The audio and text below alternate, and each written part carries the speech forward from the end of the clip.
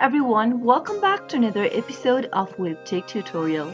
In today's video, I'm going to show you how to sign up for Zendesk. Watch the video till the end and don't forget to subscribe to our channel by hitting that subscribe button. Press the notification bell so that you'll never miss another upcoming upload from us. Open up a web browser to get started. In the web address bar, type in Zendesk.com and press enter on your keyboard. Once you end up in the official website of Zendesk, click the sign in button at the top right in order to end up in the sign in area. If you already have an account, you can enter your subdomain name in the text box and sign into your account. If you don't have an account yet, in order to sign up, click on New to Zendesk, start your free trial button. Now, enter your work email in the pop-up. Once you enter it, click the next button, enter your first name, your last name, and then your phone number. After you are done, click next. On the last step, enter your company's name, select the number of employees working in your company currently. Select one of the options under what are you solving for. You can select between manage customer service requests, manage and engage sales leads, or if you want to include both of the above, choose the last option.